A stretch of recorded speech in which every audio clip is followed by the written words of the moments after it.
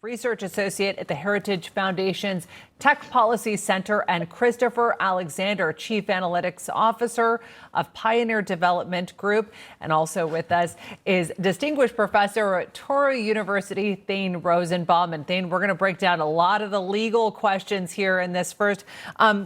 I want to kick it off with Jake. Jake, given the national security concerns surrounding artificial intelligence, the White House has reportedly been preparing a new executive order which will restrict U.S. investment into global rivals, namely China, to prevent contributions to China's development of this cutting-edge technology that could end up aiding Beijing's military. What are the dynamics at play here? Yeah, well, artificial intelligence is certainly a new technology, but this isn't a new issue. We've seen with TikTok the dangers of having these Chinese companies operate here in the United States. And those same data concerns that we see in that scenario apply here. And so really what this comes down to is protecting our own best interests. And the White House would be correct to, make sure that we don't couple with China's artificial intelligence industry, because as this scales and becomes entrenched in our day-to-day lives, it's going to be very difficult to separate. So we need to start off on a strong foundation.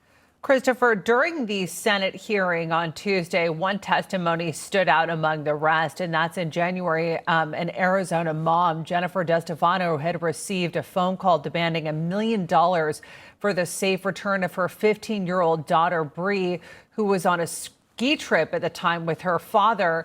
DeStefano had recounted that harrowing experience during her testimony. I want to play this clip for our viewers. The kidnapper demanded $1 million. That was not possible. So then he decided on $50,000 in cash. That was when the first mom came back in and told me that 911 is very familiar with an AI scam where they can use someone's voice. But I didn't process that. It wasn't just her voice. It was her cries. It was her sobs. Yeah, DeStefano swore it was her daughter on the line, but she didn't know at the time that, of course, that entire call was a scam. AI was actually used by that individual to simulate her daughter's voice, which is pretty terrifying.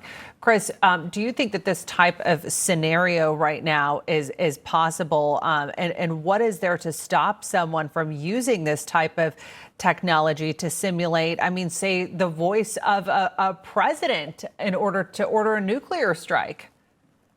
So the current obviously you need the codes for that, by the way, but I'm just saying. The current state of play with the deepfake capabilities are not to the point where we need to be that worried. What they rely on is a lot of distress, and you heard that in this poor woman's testimony, right? It wasn't just a fake voice. It was the circumstances. It was the cries. It was all these things. So right now what they have to do is stress you so you don't notice those tells that make it flawed. But I think it speaks to a future problem that we need to address with AI, which is the next generation of AI that they're looking to build is designed to potentially replace human beings, think more like human beings and the like. And we need to start preparing the groundwork now for when that day comes. Thane, how do we think that these types of cases will be prosecuted? Does Congress need to catch up to the technology here and like Chris just mentioned, enacting laws that will be able to protect against the ways that AI can be abused? So, Kilmeny, remember, the Europeans have a much stronger regulatory focus on the internet. And so we've always lagged behind the Europeans when it comes to this. From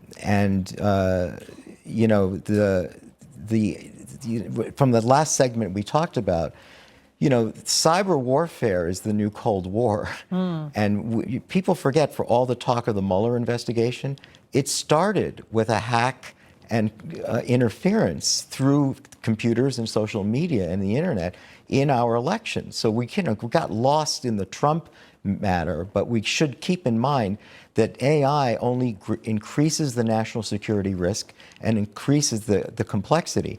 So the government, will we overcome Section 230 of the Communications Decency Act and have a much stronger interest in not further immunizing internet companies, but recognizing that with the introduction of AI, the national security risks are much greater. Jake, quickly before we go, Thane just mentioned one of them, election interference. Where do you see, what industries or I guess scenarios do you see that this could be abused the most?